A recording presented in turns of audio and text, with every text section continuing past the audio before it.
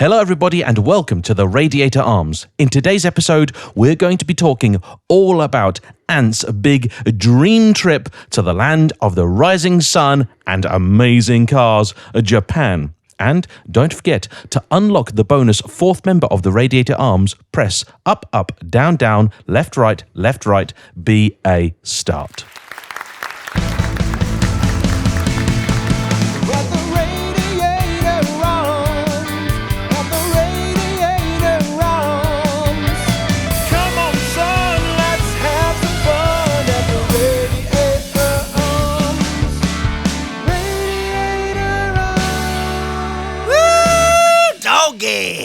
So, welcome to the podcast. I am James, aka JayEmm on Cars. To my right, we have the man in the cans, the lovely Will the Plank. Oh, hello everybody and good morning.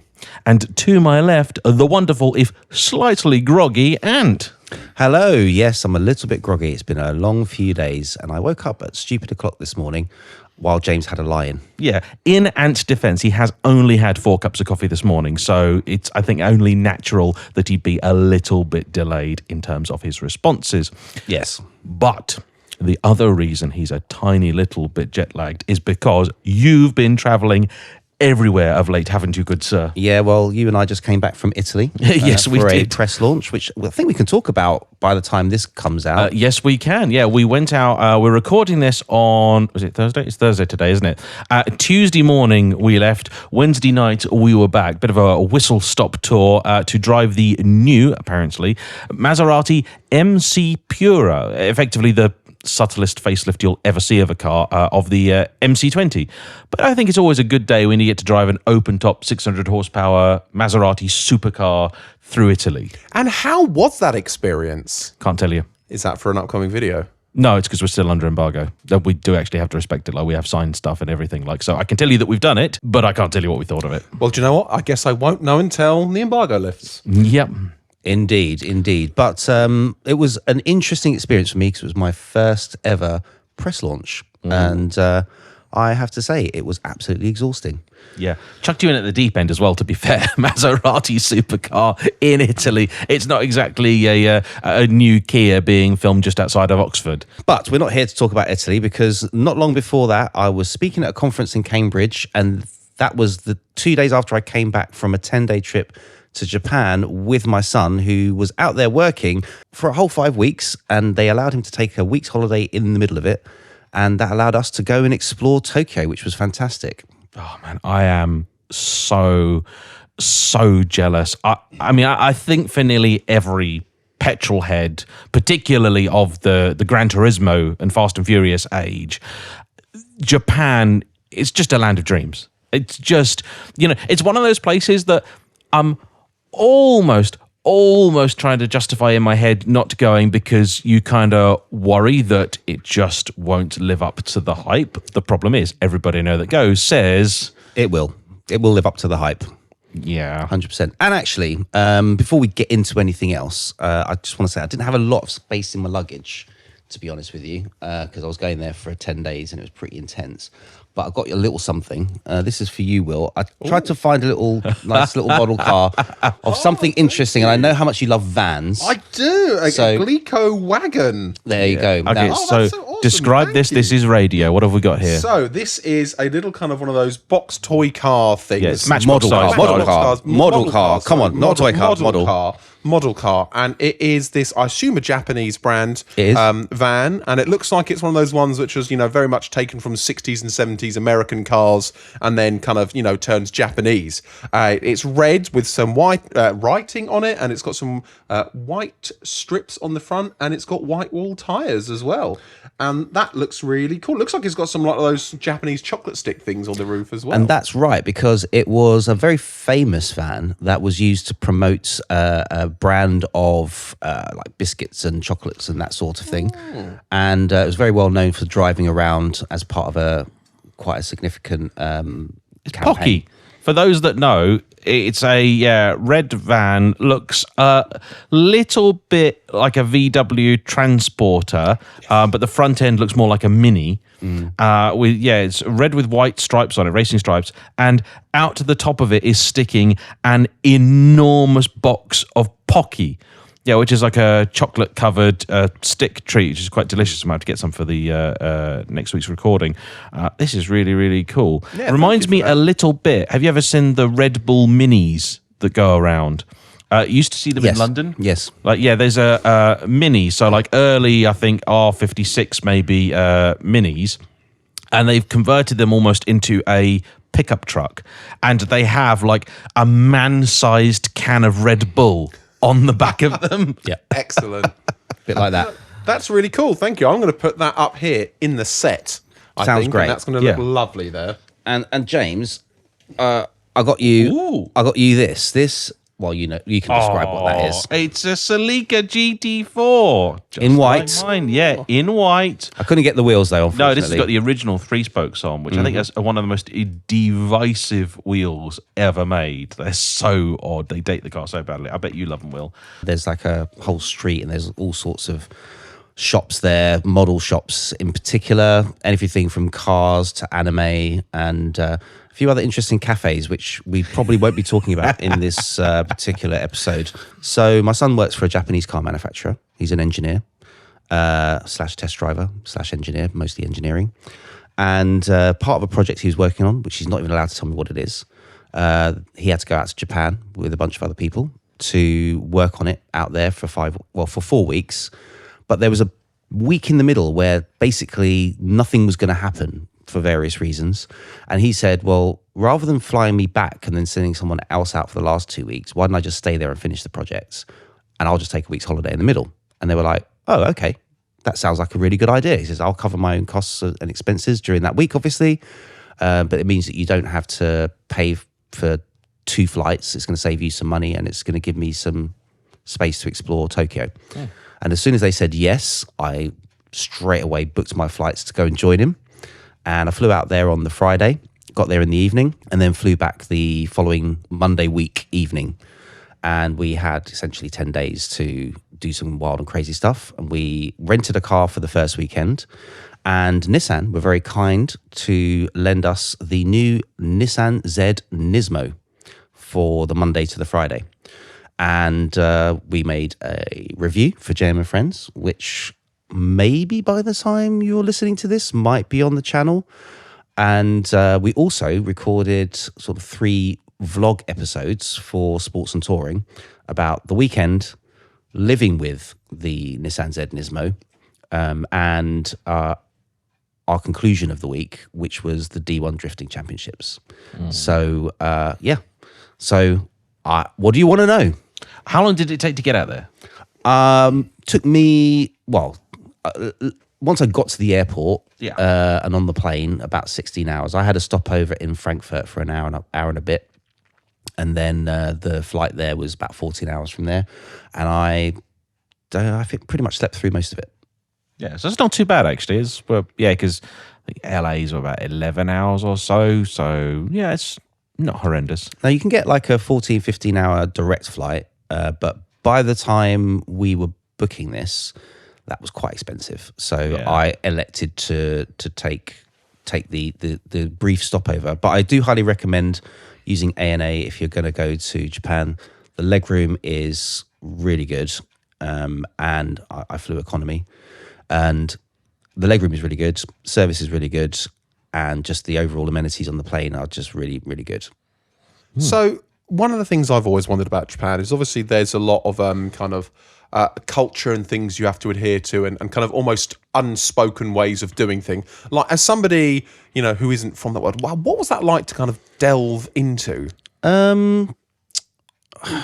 Do you know, that's a really good question. You didn't commit any accidental cultural faux pas. No, the embassy didn't have to get called at any point. No, definitely nothing like that. I mean, I think, as long as you are polite, everyone there is so polite.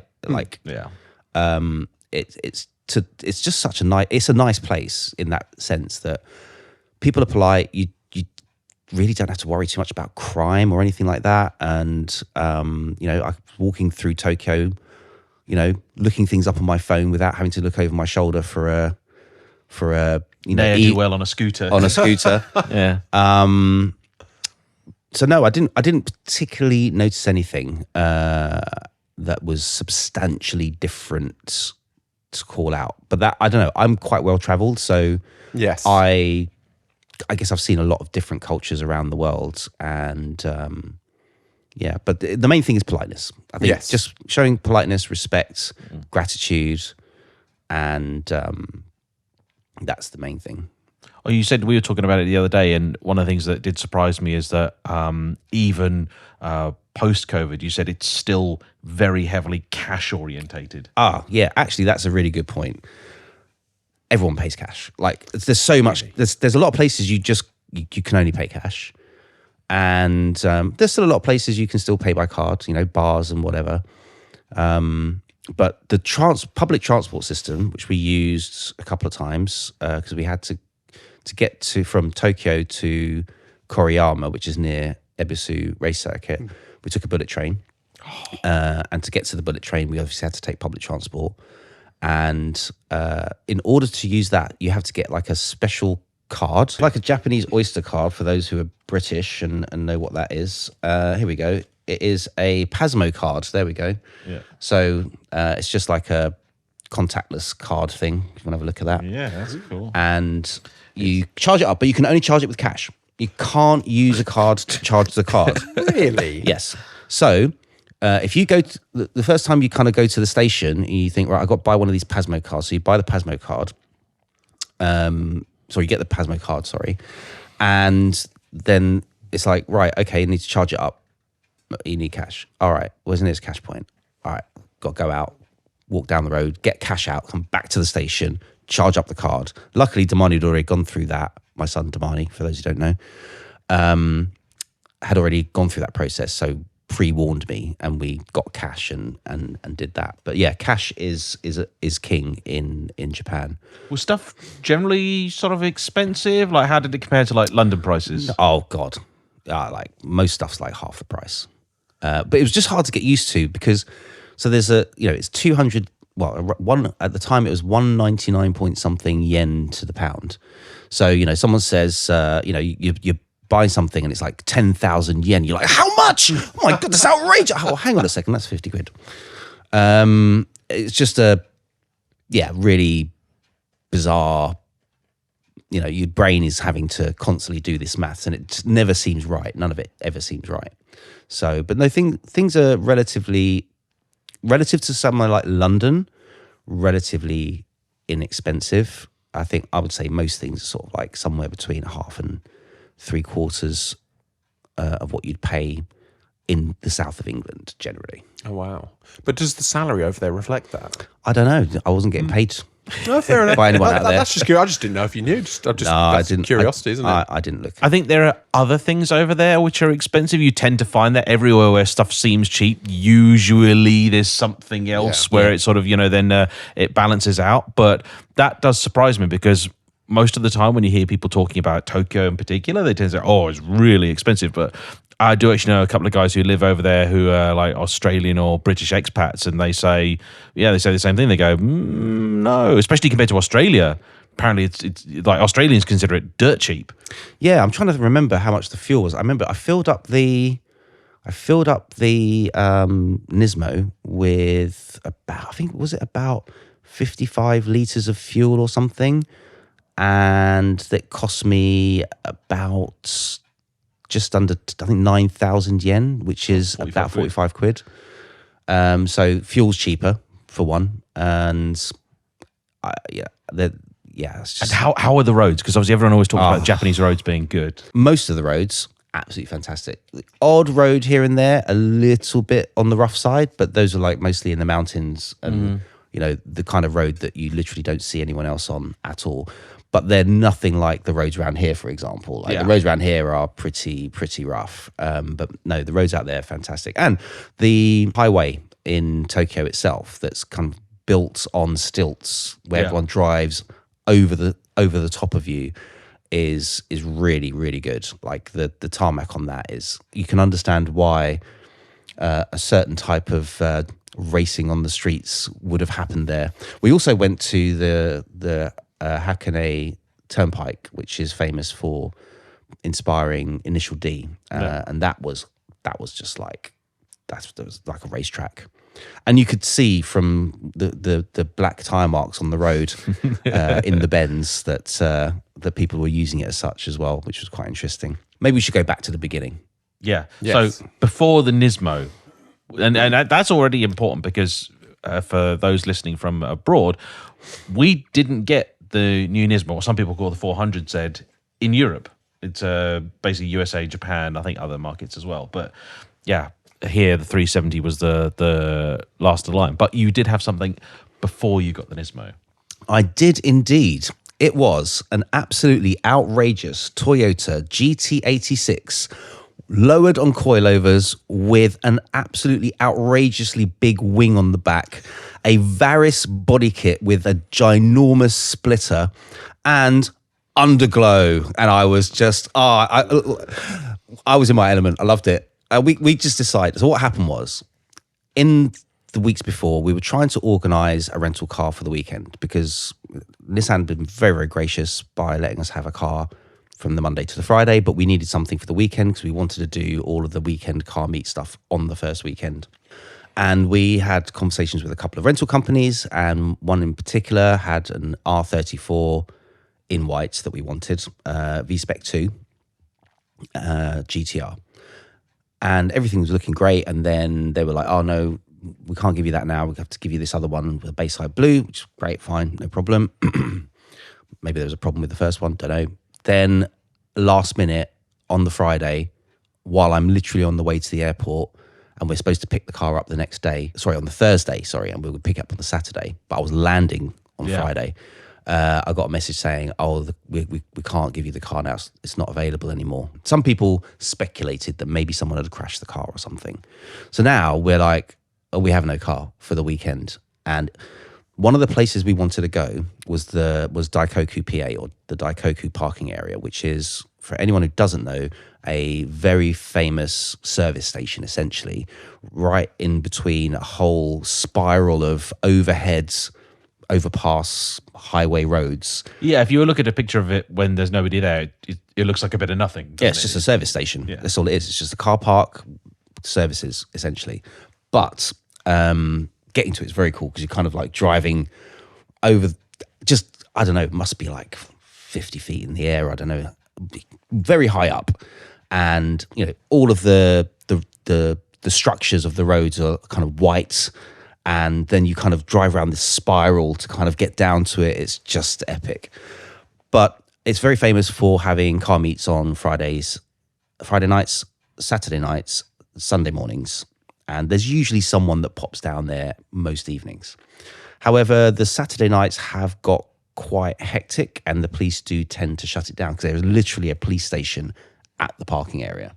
So as soon as people get a bit spicy, revving their engines or anything like that, that's it. The police all come in, shut the whole place down, kick everyone out. But anyway, we wanted to go there. So we needed a car, and you can't get to it without a car. And some people will get something like an Uber down there, but then find that the police shut it down and then won't let anyone in. And now they're stuck there and they can't get out because there is no way to get out of there on foot. And they can't get an Uber because the police have shut it and they aren't letting the Ubers in. So there are many stories of people actually getting stuck in Daikoku, PA. So we had to have a car. So got there on the Friday night and we were like, we had a quick look, but we just said, look, let's just go and enjoy a night. So we went to this absolutely amazing bar called the Box Bar in, is it Shinjuku? I think it was. And absolutely awesome guy there called Taka-san just served us these amazing drinks. It was this hip hop bar, and he was simultaneously DJing with vinyl while serving drinks in this tiny little bar. And everyone sort of, you know, is weird as well because everyone, like, smoking is a weird thing there. People smoke in bars there. Oh. And there's like that bar was just like a smoking bar. So you're kind of in there. It was a bit unpleasant, but it creates an atmosphere, shall we say. You kind of got all the smoky, atmosphere and really cool R&B and old soul and hip hop that he was playing. And he was one of the coolest people I've ever met in my life.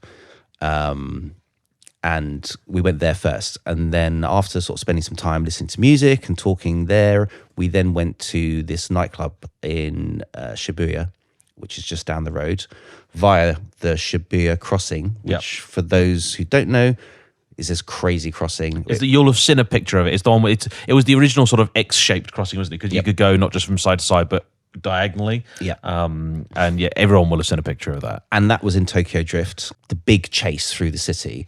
And there's a bit where Sean and Mia drifts through the Shibuya crossing with loads of people crossing, and the people just part like a sea. Yeah. And he drifts through the middle of this crowd. It was obviously all CG. I didn't do that. I just went there and had a look and said, right, tick, I've been here. So then we went to this club, which was absolutely mental. And crazy thing was, the DJ there was a DJ from London. And it was just a very mixed club with like lots of local people, tourists, all sorts of different characters. And he was one of the best DJs I've ever seen in my life. He was a proper performer. He was DJing, engaging the crowd, singing, rapping, mixing, you name it, making up whole songs on the fly. It was just that was our first night. And then we woke up the next morning. It was like, right, we're going to find a car. And there was a few different ones available. And eventually we found this GT86, which is just bonkers. So we were just like, brilliant. We've got to have it. That has got to be our weekend car because it looks ridiculous. Yes, it's slow, but it looks ridiculous. We're only going to be driving around the city. We're not going anywhere else. Managed to get our hands on it. Got to Daikoku just after the police shut it down. Yeah, they shut it down early now. Like I think it was like 6:30. It was already shut down. Wow. Yeah. But luckily, we'd got a hot tip from somebody about another meet. Now, there were still a few cars on the other end of the car park, and we were hanging out there, and then we went to this other car meet. And that is the moment that I think Damani lost his mind.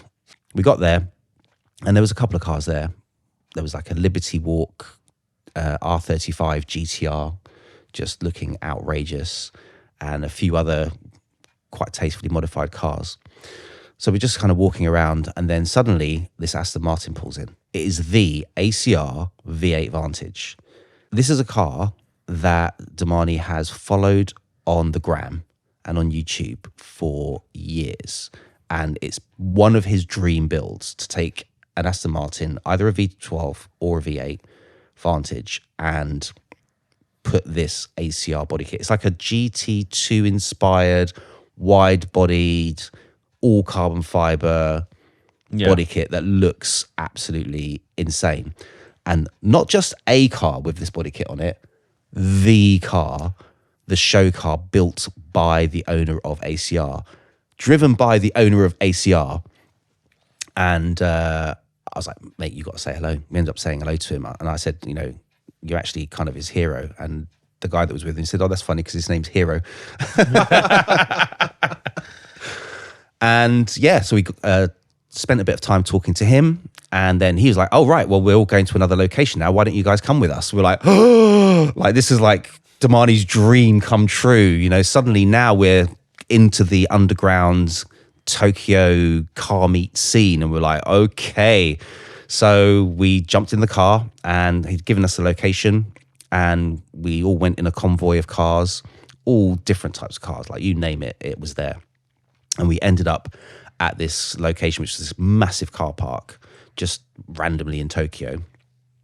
And as we were pulling in, it was already quite full. And let's just say his reaction, my son's reaction was he fangirling? Shock, awe, confusion, and just about everything else you can think of all rolled into one, because the standard of cars here was incredible. You had everything modified to all sorts of different levels and tastes, and some pretty rare stuff as well. So what you're saying, there was no Golfs with Bora front ends on stance plus suspension? No, not at all. Oh, and incidentally, so in case anyone listening doesn't know anything about my son, he's 26 years old. You know, I did mention he was going out there for work, so you probably guessed that he was, you know, not a kid. So, you know, we were sharing the driving while we were there. When he got out of the car, he was actually a little bit like like wobbly knees. Like he absolutely lost it. He was like, I can't believe we're here. We started filming for the vlog, and he was like, Dad, I need a moment. I'm so sorry. And we we had to go and sit on a wall. I wanted to film it, but he just said, no, I just don't want any cameras right now. I just can't do this. And I was like, what's up? He was like, well, this is like a computer game. It's like this whole evening has just been like a video game. Because also bear in mind, we drove there. Where we picked the car up was about 45 minutes, an hour away from Daikoku. And so we'd sort of like been cruising through Tokyo on the Wangan Highway in this car with the ridiculous underglow. And then we got to this location, and then we met some people with cool cars, and then they said, go to this other location. We went to this other location. He meets his hero. Then we go to this other location, and it's just this massive car park of some of the most incredible cars that you generally would only see in, I don't know, Forza Horizon, whatever. This is like the grown-up equivalent of finding out that not only has Santa bought you everything you want for Christmas, but like he's got you some bonus presents, and he's here to deliver them himself. Like, honestly, this is what it was like. It was, you know, it was literally like, you know, Forza Horizon or, you know, Need for Speed Underground, but in real life, and it was just bonkers. it is amazing. I do love those sort of moments. Every now and again I have it. I call them like magazine moments, like if we're up in Scotland with a nice car or something, and you just park up in the Highlands and you just look and you're like, that is a front cover of Evo. Like that is just front cover of Evo. We had it the other day. We were one of the benefits of doing press stuff is you can do stuff you normally wouldn't be able to. So we're in this beautiful town on the coast of Italy. The water was just absolutely immaculate. Like, the whole thing did look like a sort of like, you know, picture postcard, visit Italy, you know. Yeah. And we're parked up in the middle of this piazza. Your classic Italian piazza, you know, rough stone cobbles, that sort of thing. In this MC Pura, I was going to call it MC20. It's not an MC20 apparently. It's an MC Pura, and we're just parked up there. And it did look like, you know, when you leave Gran Turismo on its own, and it just sort of loads up a screen and is like, here's some pretty shots of a car in a CG background. You're like, that was it. You're like, this. We both looked at it and we were like, this is a video game loading screen. There you go. We're going to show Will, and we'll put it on screen for the viewers on YouTube. Yeah. Wow. It's stuff like that. You're just like, this is a little bit strange. I love the fact that you wind up finding a DJ from London, because people from London do appear everywhere. I went to Vienna last year and stayed in this really cute, cool, arty little hotel just on the edge of town. And the bartender there was like the coolest bartender. He was so funny, because at first I thought he was like really a bit grumpy, because they had a menu out of like all the cocktails and things that they do. And the first thing he did was he came in and he snatched it away, and he was like, "Yeah, you don't order off the menu. You don't order off the menu. You just tell me what you want." And I'm trying to speak German to him, and then he's speaking German back to me. And then some other tourists came in who didn't speak German, and he started speaking English to them. I'm like, that's a pretty blooming convincing English accent if ever I've heard one. I'm like, excuse me, mate, where are you from? He's like, South London. It's like, oh, okay. It's like, I feel like an idiot for speaking German to you now. Like, so why are we doing this? But yeah, he's the coolest bartender. He's just like, just tell me what you want. You just go like, I want something a bit citrusy, but with not with too much of a kick. You're like, yeah, okay, fine. And he'll vanish for like 10 minutes and come back with the best cocktail you've ever had. And you'll be like, what is this? He's like, it's, you know, what you wanted. It's like, it is. It's true. All right. So, yeah. This was another location that we found randomly. Oh, wow. That is very picturesque, isn't it? That is very much Forza Horizon, you know, kind of like backdrops, you know, when you come out of the loading screen of the game, you have, you know, when you got the houses in Forza Horizon, they all kind of look like that. Yeah. You know, and it's Yep. Yeah, that's the next awesome. Forza Horizon is going to be based in Japan. Yes, it is. Yeah, I'm quite excited about announced. that. Yeah. Like, oh yeah, are you going to drive it? Being like, been there, Yep, been there. Oh, that's not quite right. I quite like it because it's Forza Horizon 4 was the one based in basically very North England, so in Edinburgh, I think was like the featured city, and it's quite funny because you'll drive bits of it and you'll be like, this is exactly like this is absolutely perfect. This is a complete recreation of Edinburgh city centre. And then you'll drive about half a mile out and you'll be like, there is not a field half a mile away from Princes Street. I'm sure you can tell them they've just condensed it. So you're like, you've got a flavour of the area. You know, you're like, because in real life, it takes about 45 minutes to get out of here to the nice roads. Yeah. But yeah, so you had that for the weekend. Yep. And it was absolutely hilarious. Actually, quite a few people said, oh, that's really nice. Oh, how long have you had it? And we're like, 3 hours.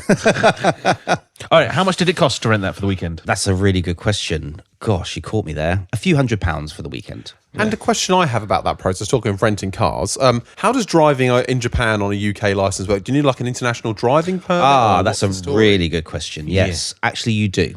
So you can't just rock up to Japan and flash your British driving license. You need an IDP, International Driver's Permit.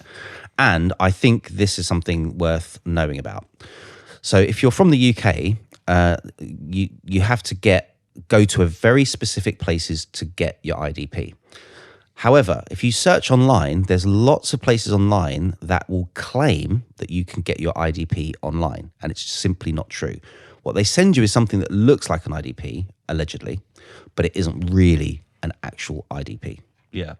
So watch out for that. You know, they're very convincing sounding websites with things like, you know, Institute of International Drivers and stuff like that. Which but it's not a recognised document. It's not a recognised document at all. The giveaway is that if you do some quick research, like always, anything like this, any sort of like visa, international permit, any kind of formal documentation, whenever you Google it, the paid for links at the top, always ignore those, because they'll be like, you can get your IDP now, it's $59.99, and it's usually in the wrong currency as well, so it'll be dollars or something.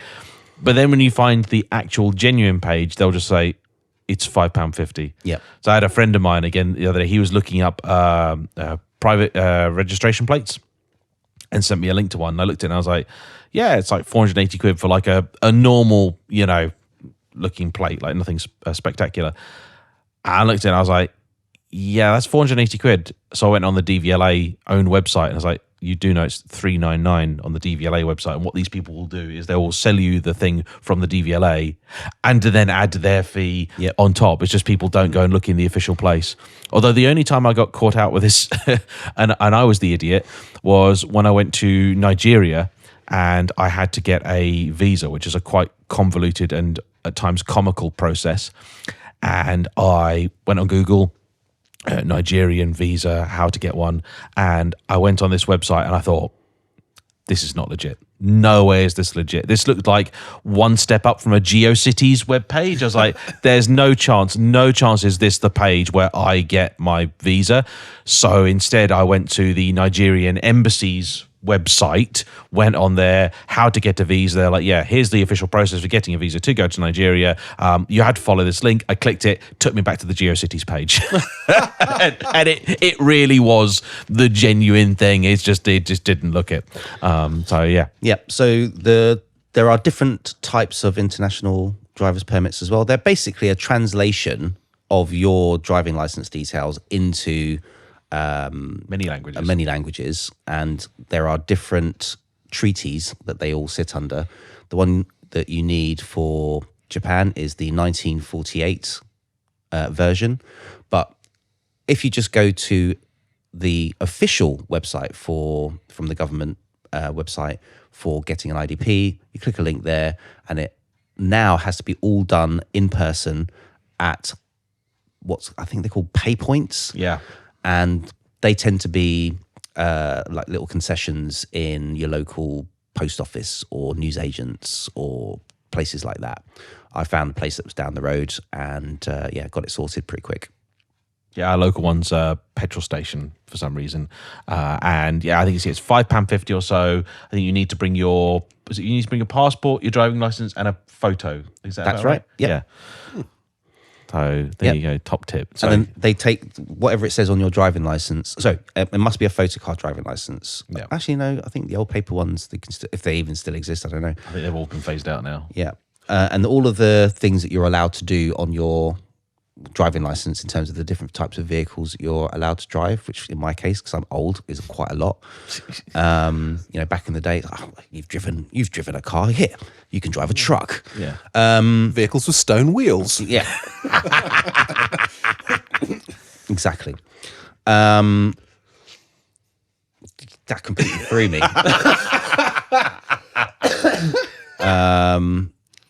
The kind of comeback I'll have for you is one where I'll literally have to go away and then come back because I need to think about that. Got the IDP, yeah, and they just basically stamp the different categories of vehicles that you're allowed to drive onto the new one, and then that's it. And you sign it, and it's good to go.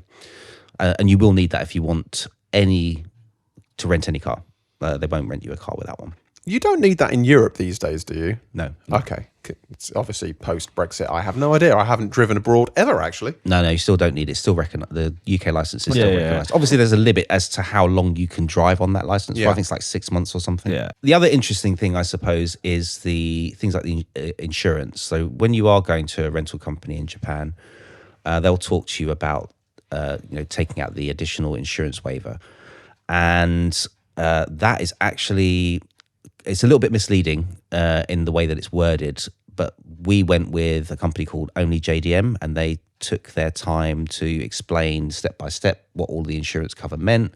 We paid for the maximum insurance cover. I can't remember, it was like another 55 quid or something like that for the weekend. What was on your bucket list that you didn't get to do? Ooh, really wanted to see some like proper street drifting. I know it's naughty, but I still wanted to see it anyway because you see it on YouTube. Yeah. And I kind of wanted to be able to do that. Didn't get to do that. There were some people at one of the meets talking to us about them going off and doing some street racing, and we didn't really want to be involved in that at all. Not a good idea. And the Motorsport Museum, somebody actually commented on one of our podcasts because we had a picture of the Mazda 787B engine in the thumbnail, and I think I put, can you name this engine in the thumbnail or something like that? And they said, name it. I was there. I've got a picture of me next to it at this Motorsport Museum further south.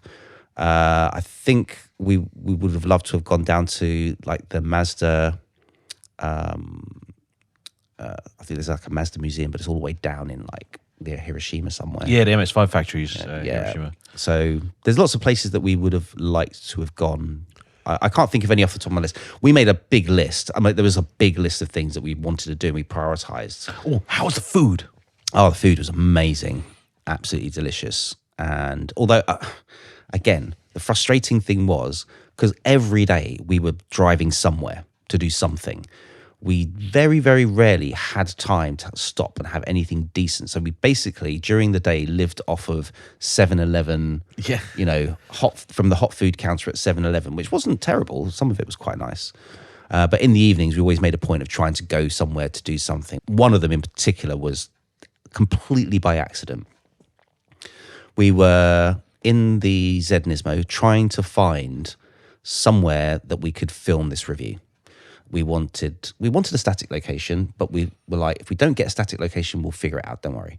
We needed some roads to drive that we could film on and get some drive-by shots, which people think, oh, you just drive up and down the road and someone films it. Yeah, not so straightforward. We explain that in a video from the Italian trip. You can watch that and find out more about the complexities of finding a good road to film a car driving up and down it. And we obviously there's a certain amount you can do on Google Maps with Street View, but you just have to see it for yourself generally. So we kept trying all these different places on this particular day, and we were like getting really hungry. And we was like, okay, I'm just going to find. Damani was driving at this point. I said, I'm going to find somewhere for us to stop and eat, and around where it's the sun sets, because at that point, even if we find somewhere, we can't shoot it anyway. And then after that, we can do some more reconnaissance. So I found this random restaurant in the middle of nowhere, an hour outside of Tokyo, in this area that we'd kind of found ourselves near or on our way to, and called Gonsuke, if you're interested. And we rolled up, and as we rolled up to the car park of this place, I hadn't really done anything like research-wise. It's just, good ratings, pictures of the food looks nice, looks like a normal restaurant, fine. Pulled up into the car park, and it's got kind of like this beautiful, kind of very clean-looking gravel. It's like, did it ever rain there ever? And as we pulled in, there's this massive wall with this Japanese writing on it, this amazing sort of stone grey wall. And use Google Translate on it. It said something like, may good things come to you, or something like that. Some nice things it was saying on the wall. Live, laugh, love. Yeah, just a long-winded version of that. And we pulled in, and I was just like, oh my God, this is where we're filming the review. This right here is it. But this was literally like 10 minutes before the sun went down, so it wasn't happening today. So we quickly got our phones out, got the camera out, and took a few shots that we thought, oh, maybe we can somehow squeeze that into the video. I did a little reel of the car on Instagram, on Sports and Touring Instagram, and it came out wicked. But anyway, so we went in thinking, oh, well, we just ordered one of these set meals, thinking that they'll just sort of show us into the restaurant because there's like a little mini lobby area. And they said, oh, follow us. And this lady walks us outside. Okay, we're outside now. And then we walk around to the side of the building, and there's this beautiful pond with these like fish in it. And, these various like structures and stones and, displays of plants or whatever. Walk around this sort of winding stone path, then kind of around another bend of this stone path. And then there's all of these different huts of different sizes. Very sort of, just imagine, Japanese looking huts. Yeah. Just imagine that. And she walks us up to one of these, the doors of one of these huts, and she opens the door, and it's our own private room. And we're like, oh, this is cool. I was like, how much was it? Did we pay? I think we paid something like, I think it was like 50 quid a head or something like that for this full set meal, drinks and stuff, whatever. And you've got this like a table in the middle, but with a hole in the middle of it for like a charcoal barbecue type thing for them to drop into it. And, the whole sitting on the floor, but they had a recess in the floor for your feet to go down into. And we just were not expecting this. And then the next thing you know, they kind of bring out this tray of food. Yeah, it was just this wild experience, absolutely wild. And we weren't expecting it. So we left there feeling very satisfied and said, right, we're coming back. And then you went to one of the, I'd say, most famous place for drifters in Japan. You went to Ebisu, didn't you? We did, yes. And we basically bought this like premium ticket. You get one of the better grandstands where you get to see most of the circuit.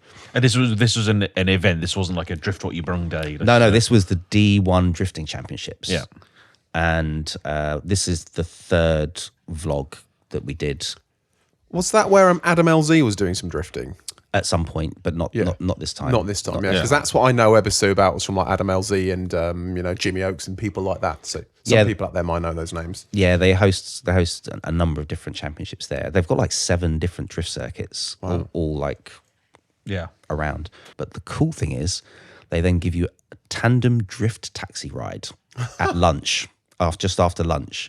So while the drifters are all taking their lunch break, you then get to jump into, I think one of them was a chaser, and I can't remember what the other one was. And they've got like 3 seats. Somehow, don't ask me how, we managed to get the front seats, one of us in each car. And then, these guys they did two runs with you, taking turns of leading or following. And it was just the most epic thing I've ever, it was one of the most epic things I've ever done. That sounds amazing. Yeah, it was really, really good. Proper drifting is just so cool. I've passengered once with a proper drifter, and it was in a GT86, like basically unmodified, but he was also like a world champion drifter, and it's just like this. And then that was my first experience drifting, which is nothing makes you feel inadequate like being taken out by the world champion and then being told, right, you do it. No, I can't. But yeah, I've seen what these guys can do, especially obviously then in a proper dedicated drift car. It's just, I know not everybody's into drifting, but the car control these guys have It's is next level. unbelievable. Isn't Damani good at drifting? Yes, yeah. He was a drift instructor. That's what for a I while as thought. well. Yeah. I mean, he was doing drift instructing in sort of mildly modified 350Zs. Yeah. These cars were like Formula Drift level mods with huge angle kits. Like, you know, the front wheels can do almost 90 degrees in terms of how wide they can get. And the angle that they can get in these cars is mad. They had hydro handbrakes. The footwork that these guys were doing and the handwork was just, it was like, you know, there's just the constant movement of hands from the hydro to the gear change and the, you know, constant dancing across all the three pedals. It was bonkers to watch. It really was. That's so cool. So, all right, just while you were out and about, were there any cars you saw that kind of stick in your mind? Yes. One that I then started to look into because I thought, I wouldn't mind having one of those. And you're not going to believe it. It's a Nissan March Nismo S. Ooh.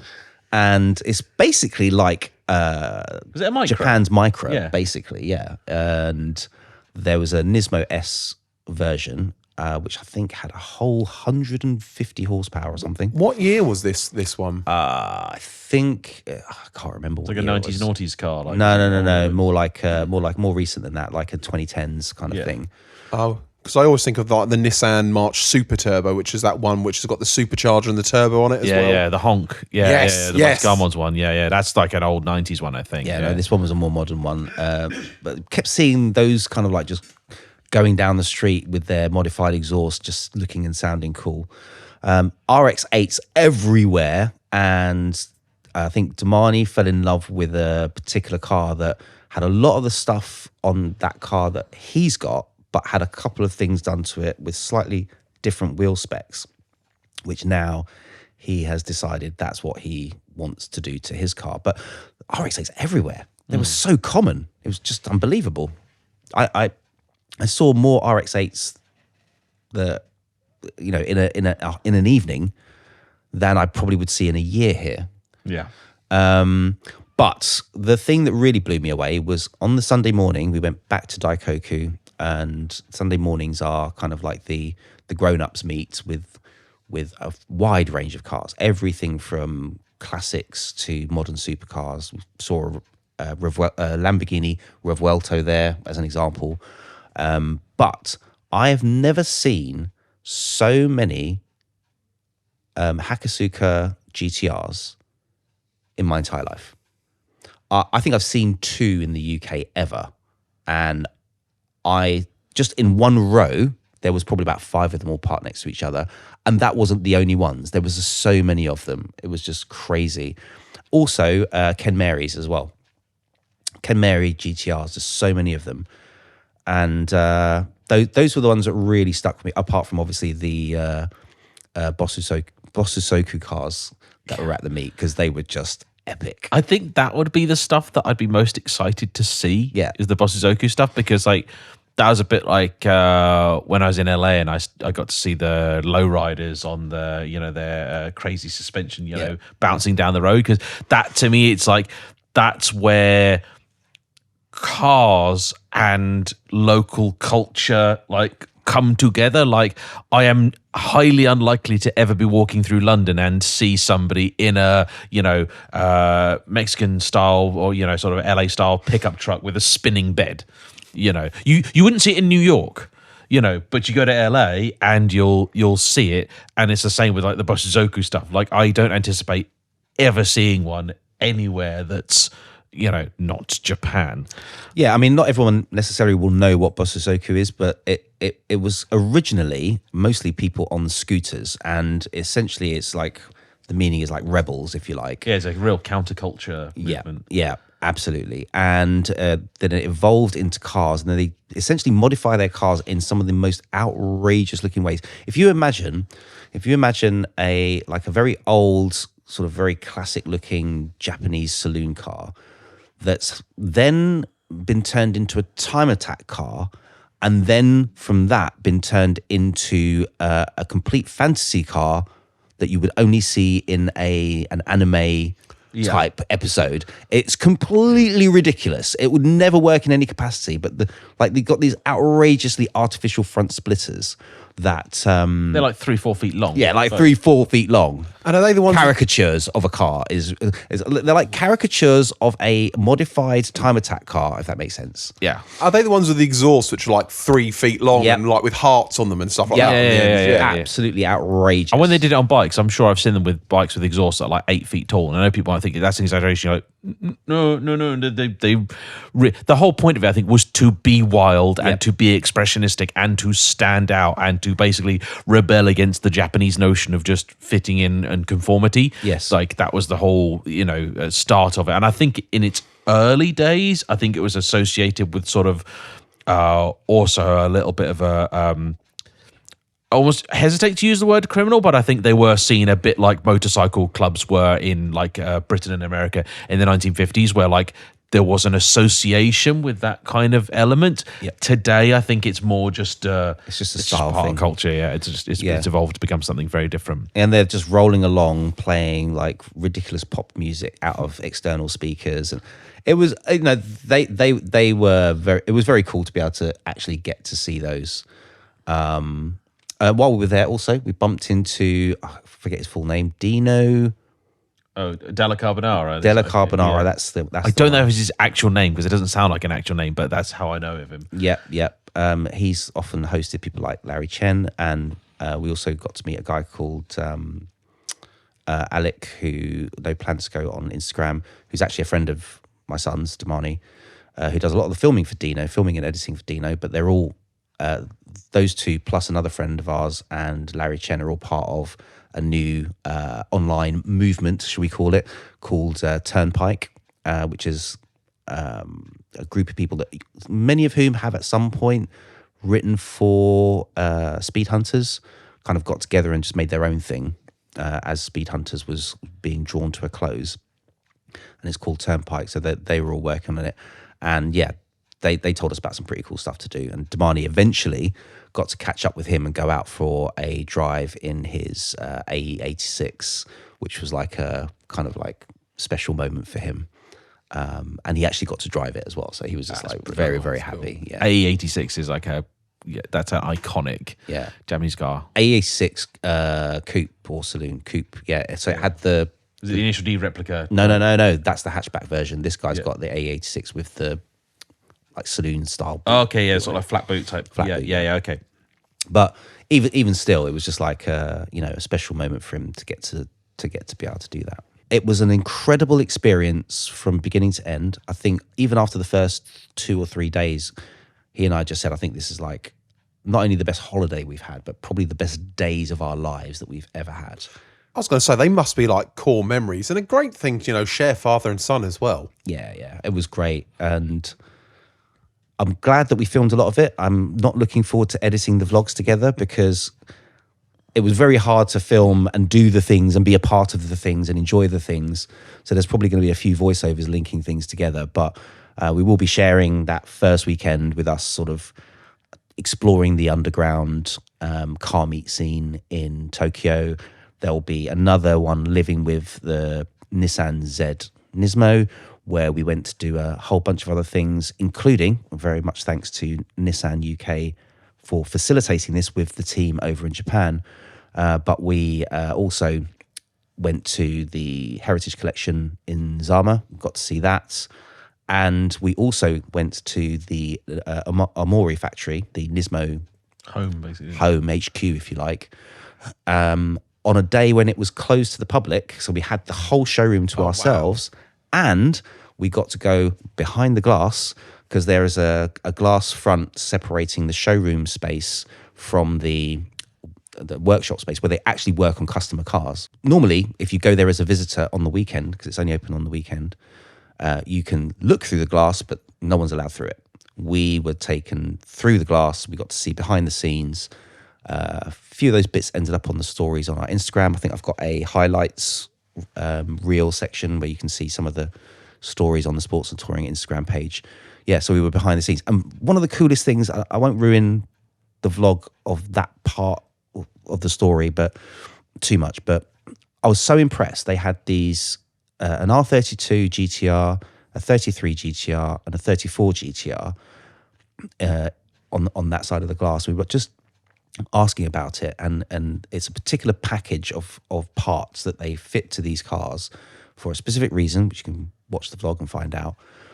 But they were demo cars, and they were all parts that they currently sell. So they're supporting cars that go all the way back to like the late 80s, like 1989, the R32 was introduced, if I'm not mistaken. Yeah, that's right, yeah. Yeah, and the fact that they are making parts and maintaining these cars, you could buy a crate engine for them.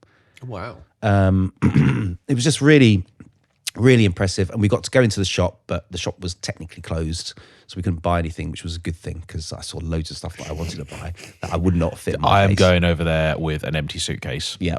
Damani bought an extra suitcase to bring stuff back. I didn't have the extra luggage allowance for the plane, and I was like, I'm not going through that.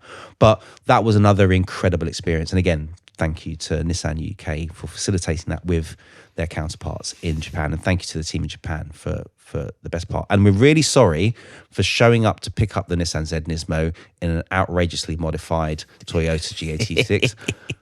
It might have seemed rude, but that was the only transportation we had at the time. But yeah, I'm sure they'll get over it. yeah, the security guards were laughing at us though. And none of this is helping my burning desire to get over to Japan, which I was supposed to have done 5 years ago. A fan of the channel got in touch. He's a guy who lives out there. And this is, the channel was not making any money at the time. He paid for my plane ticket. I booked my ticket in February 2020 to go over there in September of that year. And of course, there was about 6 months of like, this will only last 3 weeks. This will blow over, and it's like, this isn't blowing over, is it? Like, oh dear. And the worst part is that you couldn't even go to the Winchester to wait for it to blow over. No, even that was closed. Yeah. But I think next year, now you've done it, I'm like, no, this is happening. I want to do it, and I want to go out there for a few weeks, and I think I want to base it around a race of some sort. I was actually tempted to do the Formula One out there because my partner's never done the Formula One anywhere. But I thought, do you know what?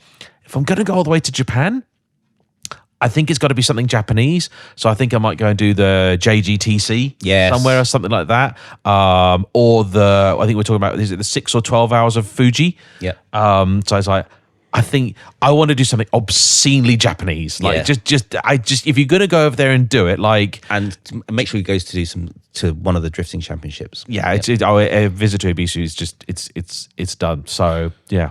I know we're running short of time, but before I forget, I do want to mention that what's interesting about the D1 Drifting Championships is that they have gone about it in a different way. So most of the time, drifting is, the analogy that we use is a bit more like gymnastics in a way. It's about your form, your performance, etc. And there are judges that give you a score out of 10. Now, what they've done with D1 is something different. Is that yes, there are judges involved, but most of the scoring actually is done digitally. So they have sensors that measure your entry speed, drift angle, and a whole load of other different. So it is factors. like Forza. Yeah. No, it is. It is. They've incorporated that. So what they wanted to do is remove as much of the subjectivity, as much of the politics out of it as possible.